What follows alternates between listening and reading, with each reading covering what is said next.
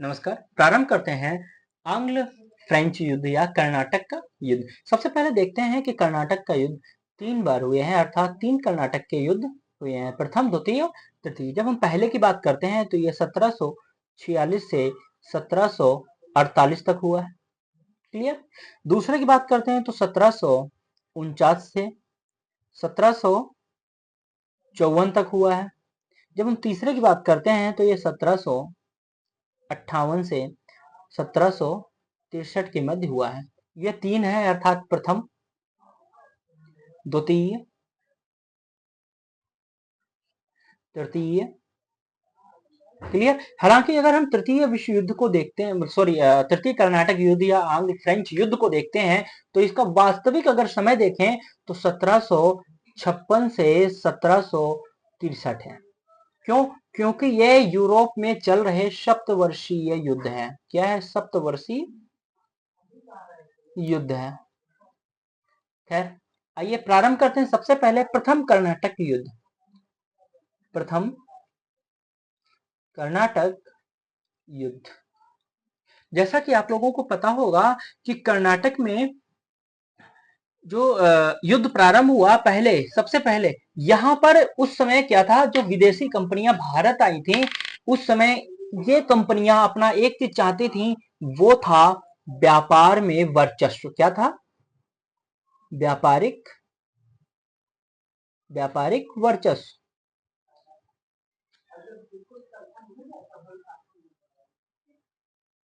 Clear. व्यापारिक वर्चस्व चाहती थी। कहां चाहती थी? दक्षिण तटीय पर, दक्षिण तटीय क्षेत्रों पर। अर्थात जो यूरोपीय कंपनियां थी ये चाहती थी कि जो दक्षिण तटीय क्षेत्र हैं यहां पर हमको व्यापारिक वर्चस्व प्राप्त हो जाए। विशेषता अगर हम बात करते हैं विशेष रूप से तो आप लोगों को पता होगा कोरोमंडल तट, है ना? मंडल तट पर एक पड़ता है मद्रास। क्या है? मद्रास। अर्थात मद्रास को लेकर के खासकर युद्ध हुआ था कि मद्रास पर जो है इनको व्यापारिक एकाधिकार या व्यापारिक वर्चस्व प्राप्त हो जाए, इसको लेकर युद्ध हो गया। दूसरा क्या था? दूसरा था ऑस्ट्रिया को लेकर के। अर्थात ऑस्ट्रिया एक राष्ट्र है, ठीक। ऑस्ट्रिया में उत्तराधिकार को लेकर हुआ था। उत्तराधिकार को लेकर हुआ है ना। यानी एक कारण ये भी था। अर्थात दो कारणों से हमारे यहाँ कर्नाटक का युद्ध प्रारंभ हो गया। अब यहाँ पर देखो, अगर कर्नाटक का युद्ध शब्द छोड़ दे तो मुख्यतः ये किसको नजर आ रहा है? आंग्ल फ्रेंच युद्ध नजर में आ रहा है कि आंग्ल और फ्रेंच लोगों के मध्य हुआ था, अर्थात फ्रांसीसी और अंग्रेजों के मध्य यह युद्ध हुआ था, है ना। कारण क्या था? कारण यह था कि फ्रांसीसी चाहते थे कि उन्हें जो है वर्चस्व मिले दक्षिण तटीय क्षेत्रों पर, और अंग्रेज चाहते थे कि उनको वर्चस्व मिल जाए। क्लियर। जबकि उत्तराधिकार में अंग्रेज किसी और को बिठाना चाहते थे, फ्रांसीसी किसी और को बिठाना चाहते थे। इस बदौलत यानी ये दो प्रमुख कारण थे जिनकी वजह से क्या हुआ, कर्नाटक का युद्ध प्रारंभ हुआ। चूंकि फ्रांसीसी और अंग्रेज दोनों का उस समय भारत पर अधिकार था, या हम कह सकते थे भारत पे प्रमुख रूप से व्यापार करते थे, है ना। प्रमुख व्यापारिक संस्था थी, है ना, व्यापारिक संस्था थी भारत के अंदर। यही कारण था कि यह युद्ध भारत में भी छिड़ गया। क्लियर। अब आइए बात करते हैं फ्रांसीसी की। इसमें फ्रांसीसी का जो नेतृत्व कर रहे थे, फ्रांसीसी जो नेतृत्व था वो डुप्ले के आधार पर डुप्ले कर रहा था। कौन कर रहा था? डुप्ले कर रहा था। और इस बदौलत फ्रांसीसियों की क्या हुई? विजय हुई, और अंग्रेज क्या हुए? हार गए। यही कारण था कि 1748 में, कब? 1748 में एक्सला शैपल की संधि हुई थी। कौन सी संधि हुई थी? एक्सला शैपल की।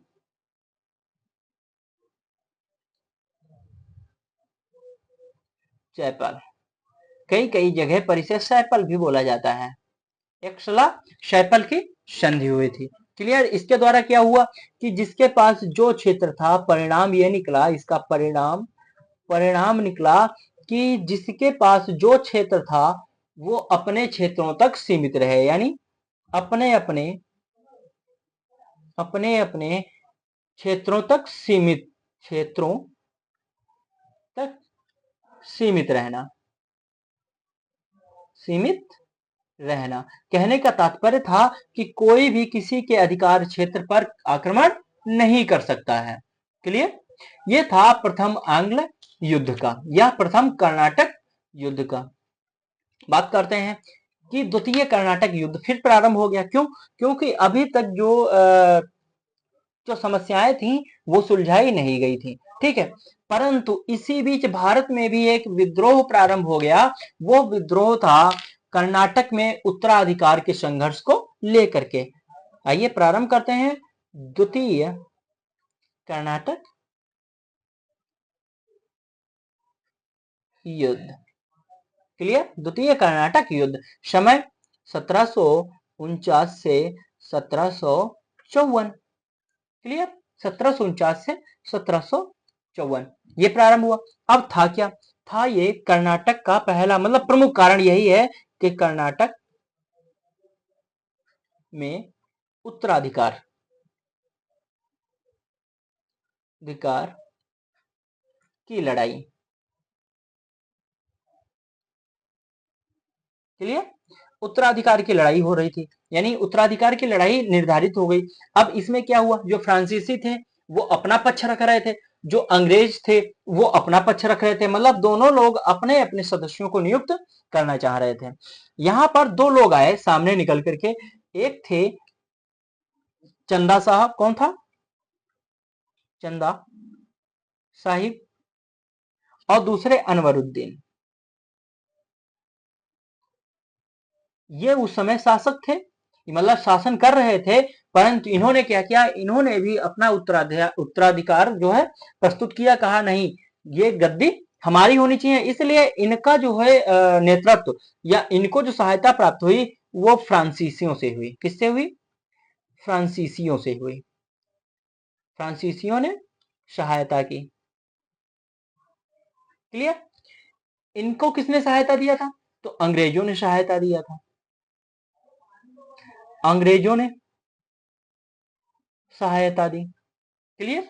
जब अंग्रेजों ने इनको सहायता दी, मतलब अनवरुद्दीन को सहायता अंग्रेजों ने दी, और चंदा साहिब को किसने दिया था? फ्रांसीसियों ने सहायता प्रदान की। अब यहीं पर एक खेल हो गया। वो ये था कि फ्रांसीसियों की तरफ से जिसने युद्ध लड़ा वो था डुप्ले। ये कूटनीति में या सैन्य प्राधिकरण में सबसे बेहतर था। इस बदौलत यहां पर फ्रांसीसियों की क्या हुई? विजय हुई। क्लियर? फ्रांसीसियों की विजय हुई। और इसी के आधार पर 1754 में, कब? 1754 में पांडिचेरी की संधि हुई। पांडिचेरी की संधि हुई। क्लियर? पांडिचेरी के यहां पर संधि हुई।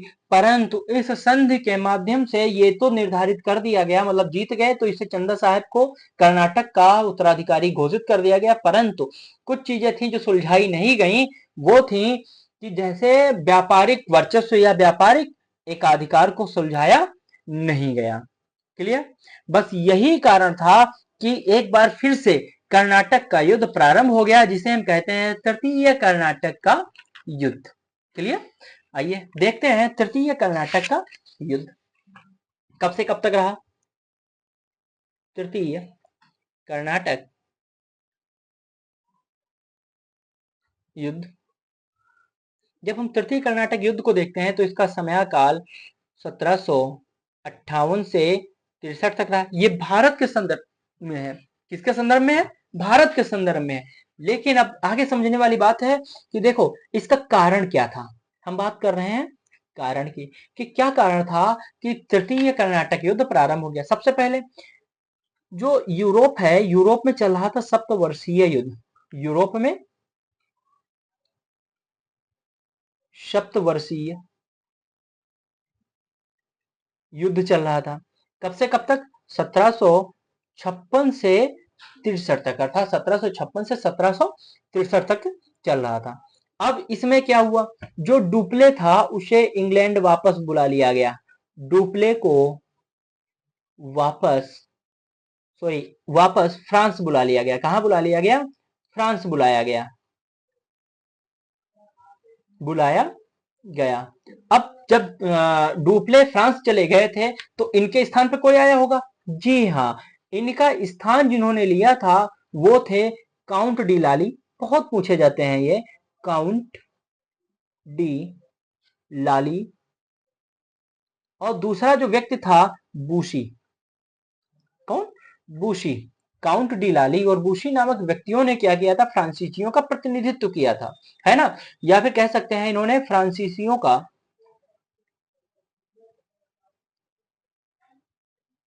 नेतृत्व किया था। क्लियर? फ्रांसीसियों का नेतृत्व किया था और इस दौरान फ्रांस क्या हुआ? हार गया। फ्रांस हार गया। अब बात करते हैं अंग्रेजों का। अंग्रेजों का प्रतिनिधित्व का नेतृत्व या प्रतिनिधित्व किसने किया था?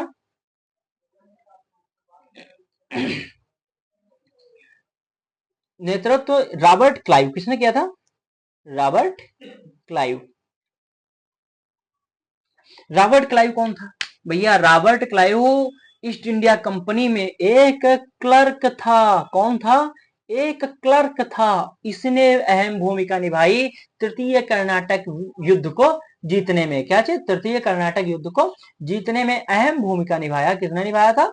रॉबर्ट क्लाइव ने निभाया था। क्लियर? अब यहां पर गौर करने वाली बात है कि 1760 में इसी बीच 1760 में इसी बीच भारत में वांडीवास का युद्ध हुआ। वांडीवास का युद्ध हुआ। वांडीवास का युद्ध। क्लियर? अब ये वांडीवास अगर हम स्थान की बात करते हैं तो कहां पड़ता है? हमारे तमिलनाडु में पड़ता है। तमिलनाडु में वांडीवास स्थान पड़ता है। क्लियर? तो 1760 में वांडीवास का युद्ध हुआ था। इसमें अंग्रेज विजयी रहे। कौन? अंग्रेज विजयी रहे। नेतृत्व कौन कर रहा था? रॉबर्ट क्लाइव कर रहे थे। अंग्रेजों का नेतृत्व कौन कर रहा था? रॉबर्ट क्लाइव कर रहे थे। और 1763 में पेरिस की संधि होती है। कौन सी? पेरिस की संधि होती है। क्लियर? 1763 में पेरिस की संधि होती है और इस संधि के माध्यम से कहा गया कि मद्रास पर, मतलब जो परिणाम निकल के आया, क्या चीज? परिणाम। पेरिस के संधि के माध्यम से जो परिणाम आया वो था कि मद्रास पर ईस्ट इंडिया कंपनी का एकाधिकार, अर्थात फ्रांस वालों से या फ्रांसीसियों से मद्रास छीन लिया गया। क्लियर? दूसरा, पांडिचेरी पर भी क्या कर दिया गया? एकाधिकार हो गया। किसका? यहां पर सीमित कर दिया गया फ्रांसीसियों का। किसका? पांडिचेरी पर। पांडिचेरी पर फ्रांसीसियों का